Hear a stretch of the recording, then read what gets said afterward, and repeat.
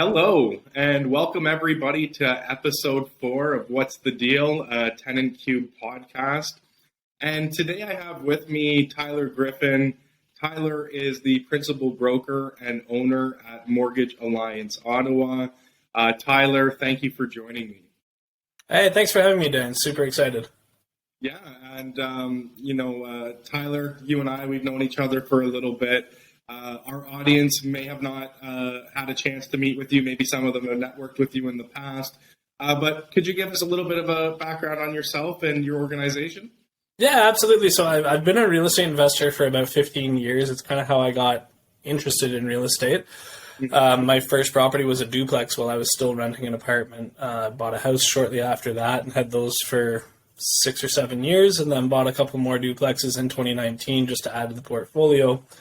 After picking those up, I got pretty interested in the mortgage financing process because it was a bit of a challenge as a younger, smaller investor getting those extra houses.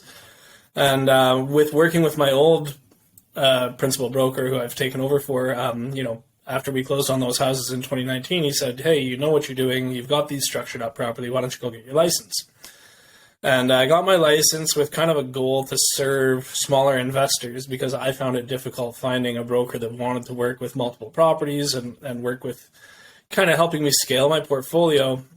And it took off like wildfire. I've got a lot of friends who are investors. I kind of networked with investors prior to getting into this, and things really went well for me through 2019, 2020, 2021, and this year I made the offer, purchase the brokerage to kind of help scale this business up. And I've actually been able to bring along a few of my friends. So one of my first investing partners, Mike Donald, is now an agent at the brokerage. We don't own any properties together now, but we did about 12 years ago, and it's nice kind of bringing those circles back together. Yeah, that's awesome. So first of all, congratulations on taking over the brokerage. That's excellent that you've come so far, and makes a lot of sense based off of what I've seen. So here at Tenant Cube, we really specialize in helping, I would say, the everyday investor in growing portfolios. And one thing I often hear all the time is that it's very easy to get the first mortgage and then even the second one. But as you climb that ladder until you get to the point where you're really big, you can actually run into a lot of roadblocks in the way and a lot of problems in that respect. So, for somebody like yourself, what do you find are some advantages or some possibly tools that maybe people in that same situation you were in trying to grow that portfolio that they can keep in mind or that they can take away as they kind of move forward and try and grow their portfolios out? It is really tough scaling. And, I always tell people, and especially when I'm starting with newer investors, properties 1 through 5 are fairly simple. 3 and 4 and 5 are a little bit more difficult, but properties 5 through 10 get really, really tough. And then once you kind of break over that cusp, you're going to get access to a bit more private banking options, a little bit more total net equity options, and then the world kind of unlocks. But there's a real struggle for property 6, 7, 8, 9, 10, especially if you're doing single-family home rentals or even small duplexes, just because the debt servicing on them is so tight. When you get into larger multifamily, 4, 5, 6 units, A, you get commercial lending, and B, there's more rent income to the overall expenses. So it's a little bit easier to scale with those ones. One of the tips that, I want to hand out, and this might seem a little self-serving, but find a good investment-focused broker.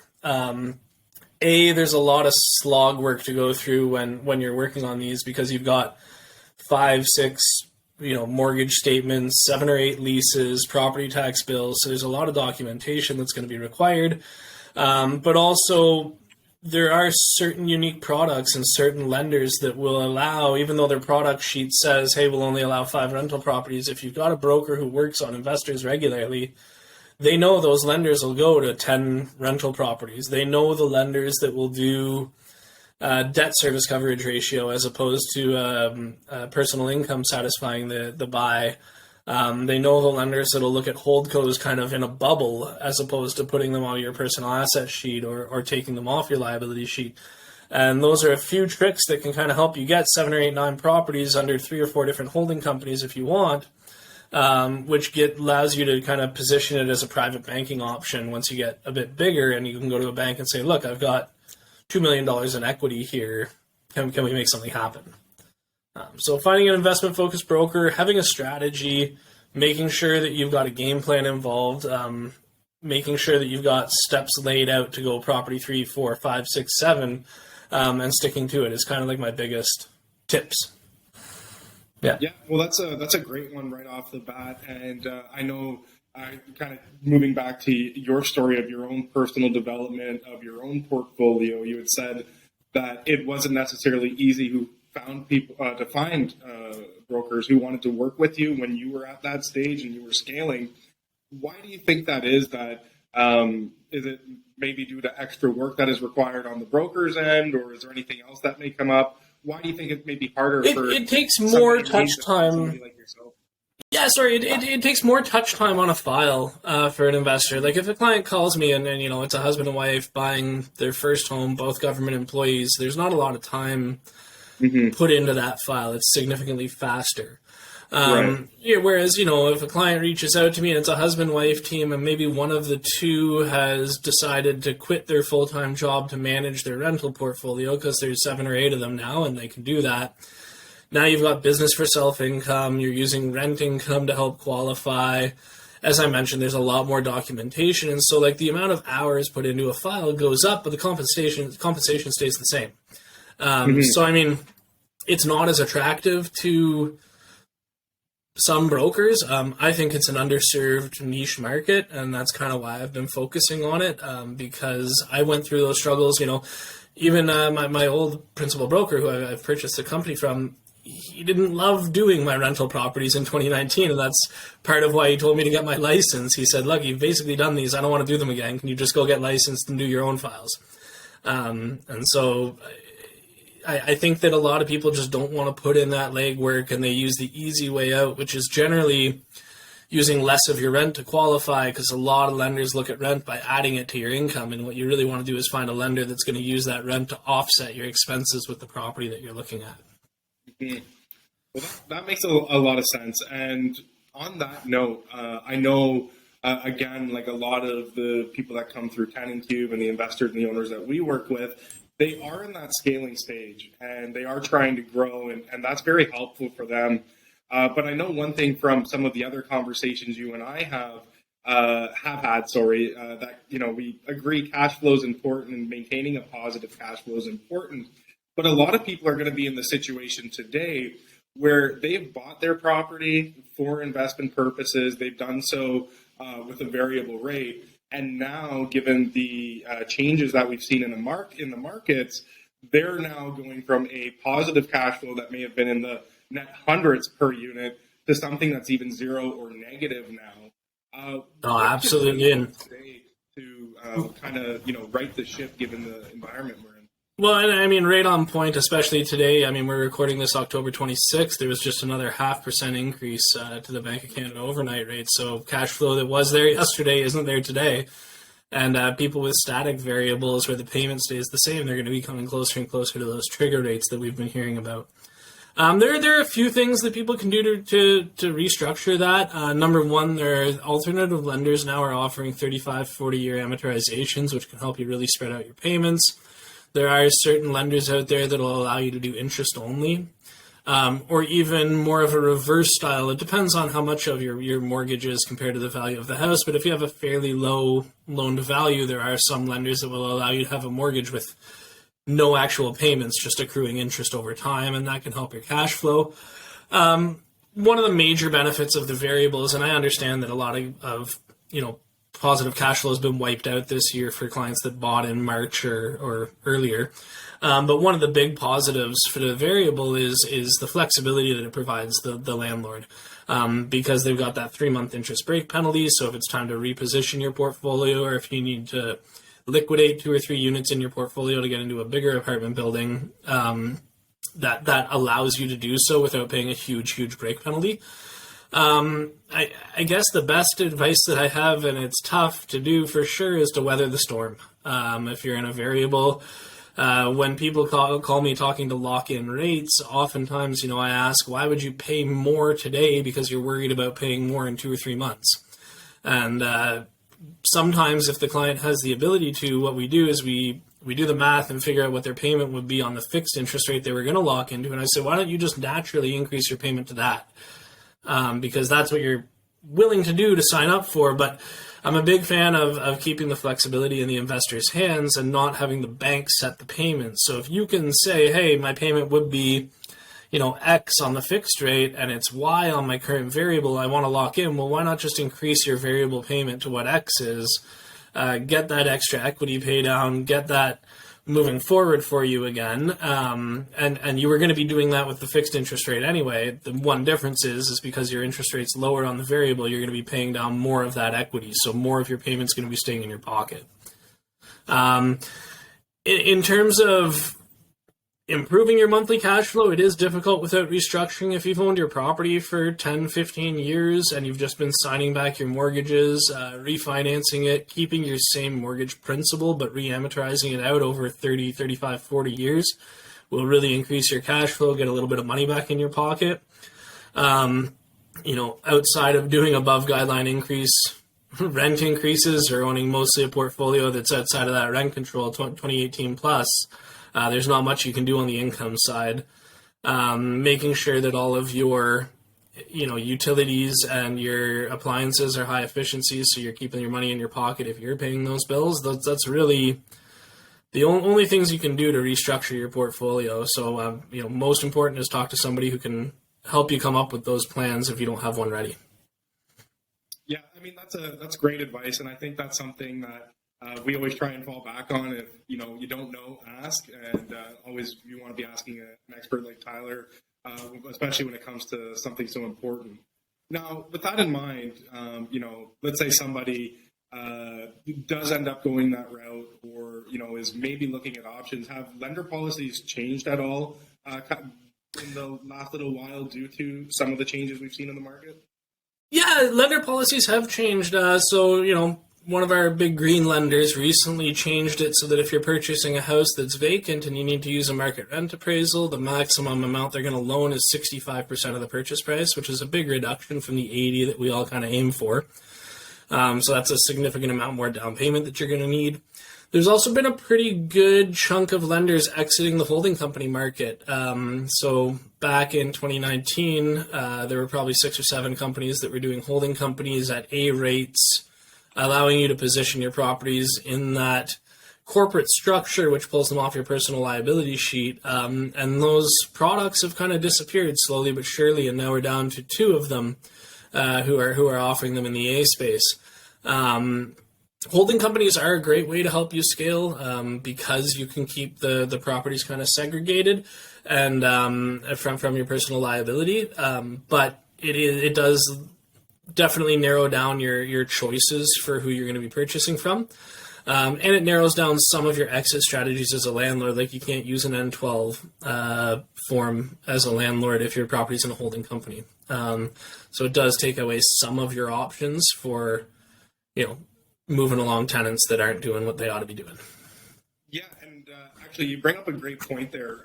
And I'm going to actually just ask you to maybe explain what a holding company is and how it's different from just the traditional, first-time investor. Because again, I think, some of our listeners actually may be in that stage where these are the sort of things that they're looking for. So what's the primary differences? Yeah, so the main, a holding company is basically just a numbered company that you can set up. It doesn't take long to do. It's not crazy expensive to do. And you can set up a numbered company, 1, 2, 3, 4 Ontario Inc. And you can put assets within that company. Now, for it to be considered a holding company as opposed to an operational company, it needs to just hold assets. So you can't be running a construction company through that numbered company. You're not doing landscaping services or anything else, but you can put houses in there and the owner is 1, 2, 3, 4 Ontario Inc. Generally, when we're getting started, you do have to personally guarantee those loans because the bank wants to make sure that somebody's going to pay if the tenants don't. But, depending on the lender that we're working with, after a couple of years of payment, we can often get a release letter releasing your personal liability, which means that that's going to come off your credit bureau. It's going to free you up to purchase your own home. It's going to make sure that when you go to a lender, you don't have 4 or 5 mortgages on your credit bureau and you're capping out their policies. So it's going to open up more options to you to help scale your portfolio. And it does provide some liability segregation as well. So if there is a lawsuit against one of the properties for personal liability, it is in a corporate structure. And as long as your personal guarantee has been pulled off that mortgage, it's a little bit more difficult to get to your assets at home. One of my main lenders that loves holding companies, Desjardins, they do a great job of looking specifically at the rent income versus the expenses on the property, and they don't care quite as much about the personal balance sheet of the owners. And they will allow one person to own 3 or 4 or 5 holding companies, and they'll put 2 or 3 properties in each one. And that's a great way to let you scale your portfolio without putting your own, credit and your own worthiness on the line there. Well, thanks for the breakdown. I think that was a very easy and clear way to describe it.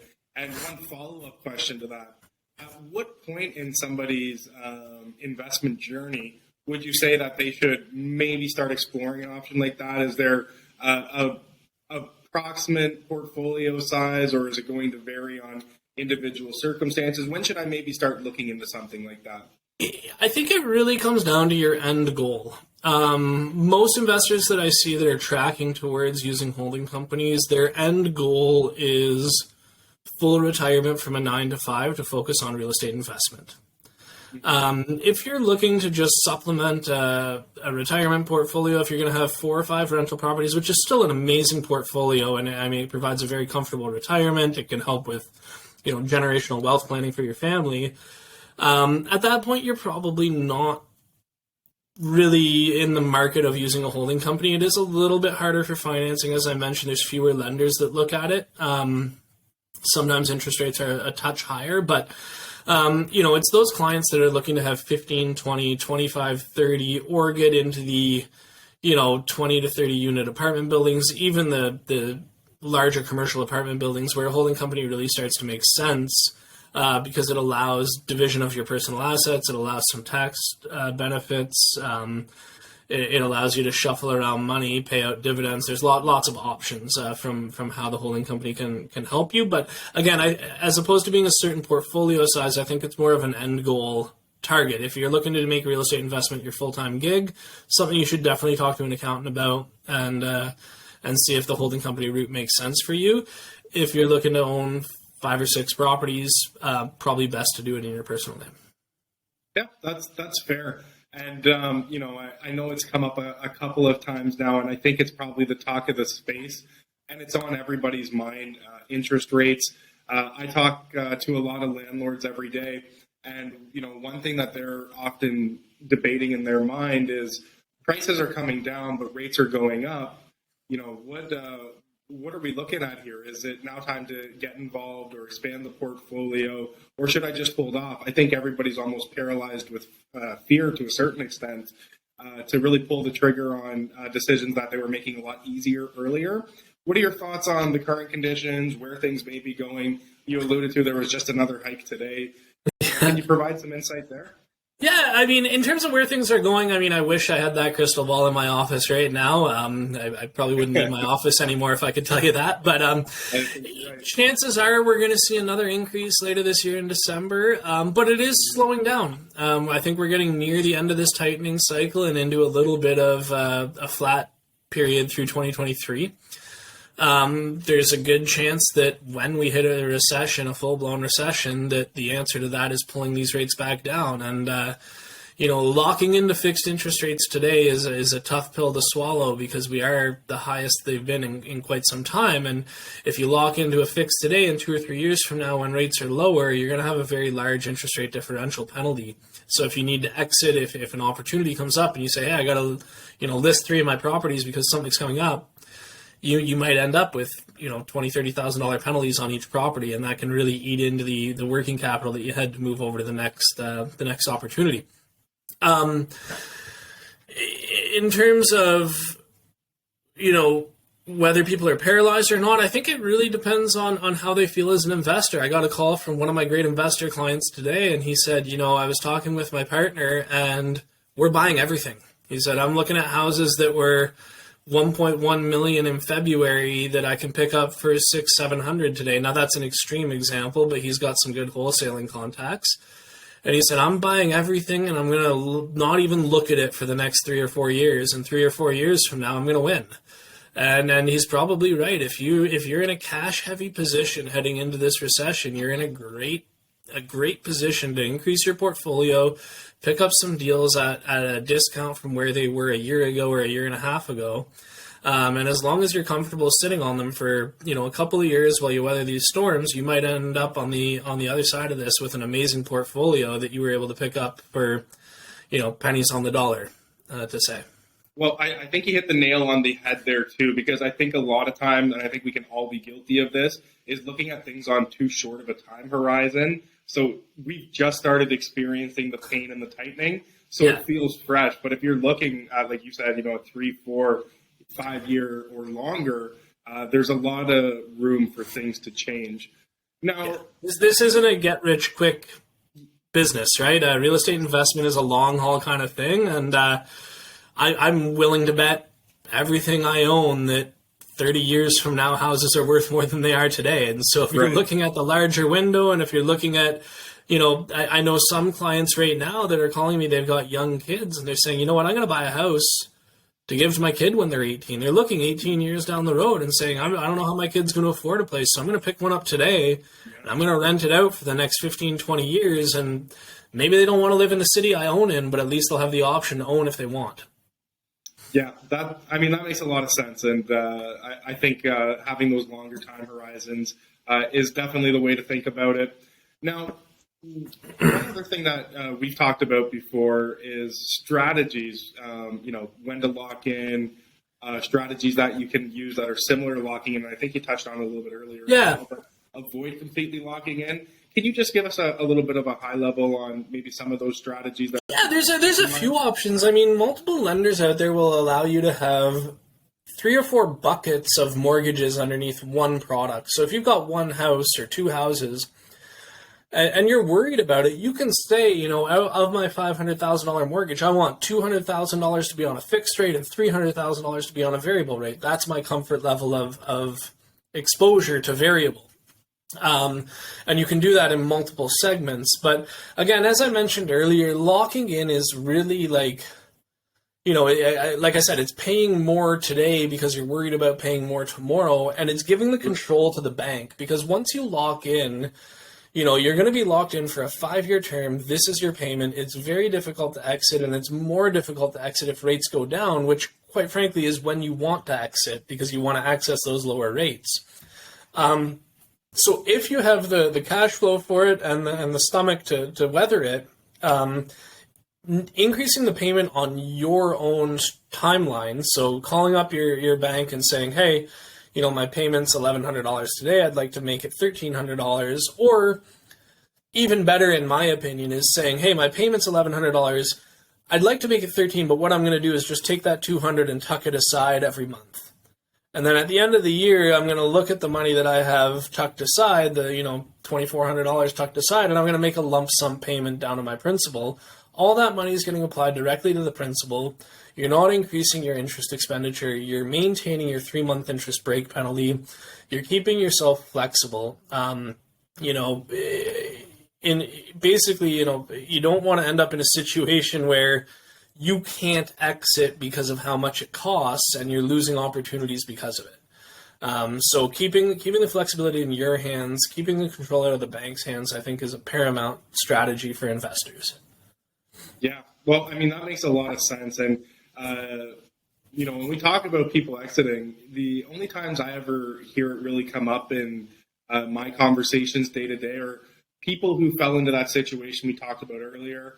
They kind of bought, everything was pumping and everything was hot, and they were really excited.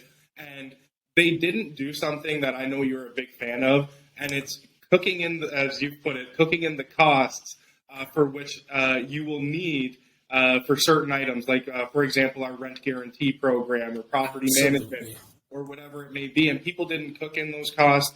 They're now, at a negative perhaps, or they're not making anything, and they're starting to worry.